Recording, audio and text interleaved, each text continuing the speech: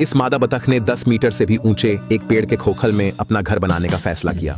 वहां जहां लोमड़ी या रैकून का कोई खतरा नहीं था, उसके बच्चे सुरक्षित रूप से अंडे से बाहर निकल सकते थे। 28 दिन बाद 8 बतख के बच्चे अंडे से निकले, लेकिन असली परीक्षा तो अब शुरू हुई थी। उन्हें भोजन पाने के लिए तालाब तक पहुंचना था, लेकिन उनका घोंसला पेड़ में कई मीटर ऊपर था। जिंदा रहने के लिए उन्हें कूदना था। यह उनके लिए जानलेवा जुआ था। शायद बतख के बच्चे यह समझ गए थे। माँ के पीछे अब उन्हें भी जाना था, पर उड़ने में अभी महीनों की देरी थी।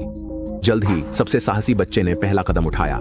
चिंता मत कीजिए, उनके शरीर मुलायम खिलौनों जैसे हल्के हैं और नीचे की नरम घास उनकी गिरावट को सहारा देगी, इसलिए वे ठीक रहेंगे। पहले बच्चे से प्रेरित होकर बाकी बच्चों ने भी हिम्मत जुटाई और एक एक करके नीचे कूद गए। उन्होंने हवा में अपने शरीर की मुद्रा को ठीक करने की कोशिश की और सभी सुरक्षित रूप से नीचे उतर गए। उनकी माँ ने उन्हें इकट्ठा किया और आगे बढ़ने की तैयारी की। अब उन्हें तालाब तक 3 किमी चलना था, पर रास्ते में एक व्यस्त हाईवे का खतरा था। इसे पार करने के लिए साहस और किस्मत चाहिए थी। 4 बच्चों ने मन बना लिया और अपनी माँ के पीछे पीछे सड़क पार कर गए। सौभाग्य से उस समय कोई गाड़ी नहीं आ रही थी और वे सुरक्षित रूप से दूसरी ओर पहुंच गए।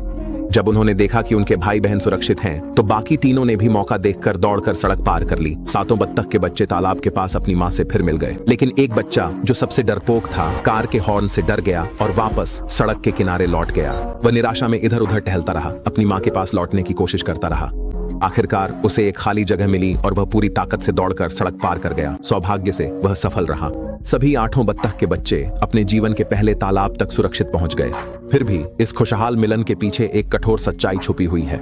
हर 10 बत्तख के बच्चों में से केवल एक ही वयस्कता तक जीवित रह पाता है। शिकारी, भूख, कड़ाके की ठंड और इंसानी दुनिया के पहिए कभी भी उनकी नाजुक जान ले सकते हैं, लेकिन कम से कम अभी के लिए अपनी प्रवृत्ति, माँ की देखरेख और थोड़ी सी किस्मत के सहारे इन नन्हे नन्हे बच्चों ने अपनी पहली जीत हासिल कर ली है।